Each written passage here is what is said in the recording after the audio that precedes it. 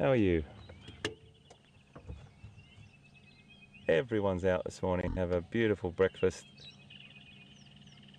Wow, thank you, Control. We have Alex directing this morning, and I just want to say hi to the team. If Pete probably has as well.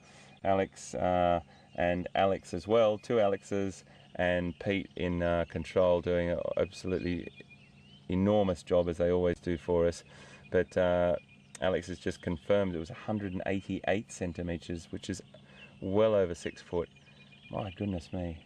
Horns out of the top of an antelope, 6 foot, the same height as me. Goodness. Aren't you a beautiful creature? And so relaxed. There's zebra in front. You can probably see there those hooves that we were talking about.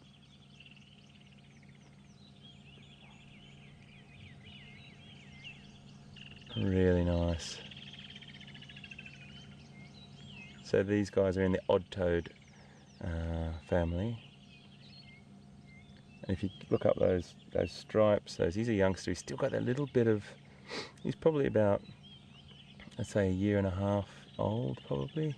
Maybe a year, just over a year. Maybe a year-ish. But he's still got that lovely little brown. If you just go look down towards his hindquarters there, they're born with this beautiful light brown, fluffy sort of fur over their stripe pattern. He is so chilled. He's just beautiful. I'm going to have to take a photograph of you, my friend. I've got millions of zebra photographs, but sometimes you've just got to take one more. And he's just walking up to us, which is quite beautiful. Hello, buddy.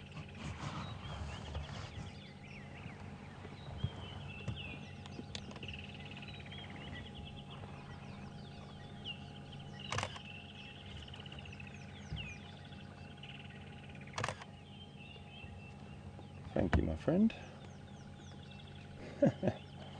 Beautiful.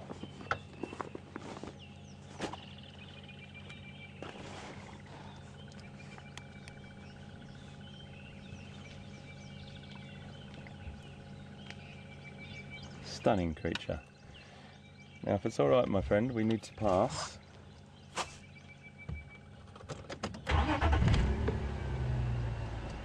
He's completely relaxed with us. Another great little reaffirming sort of encounter here that these animals on the Sabi Sands and particularly on where we are on Juma and Arathusa game reserves are so relaxed and so habituated to the vehicles. He's very inquisitive. I might just sit here with him for a little bit longer. He's lovely, isn't he? Very interested in us. What a stunning creature. They're such social animals too. They communicate through so many different facial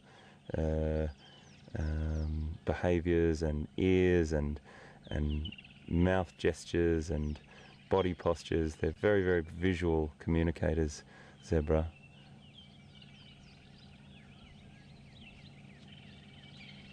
I can't believe how close he is. He's literally only about less than 2 meters from the vehicle, folks, and he's moving closer, so we might just oh,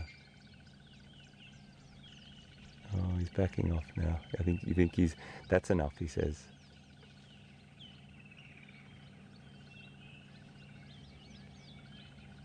He's lovely.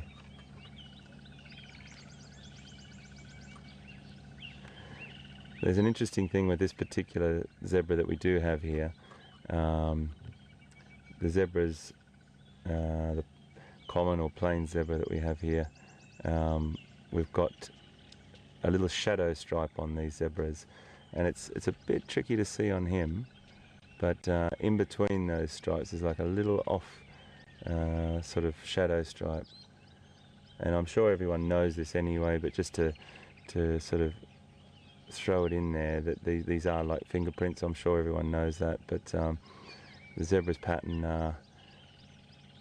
like a fingerprint, and that mother will imprint that her coat pattern on that youngster over the first sort of 48 to 72 hours to make sure he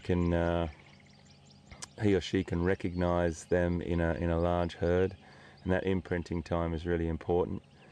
But they're extraordinary. I've seen, I think I mentioned it the other day as well, I've seen a complete genetic throwback when it comes to, or a sort of, the genetics of this particular animal that I saw in Namibia was they'd been thrown into a washing machine, because it had a completely black back, all the stripes were wonky, and it had spots all over its neck, and it was a really unusual animal. I took a photograph of it, but and I've got it documented, but very unusual to see this genetic sort of mishmash that occurred on this particular individual.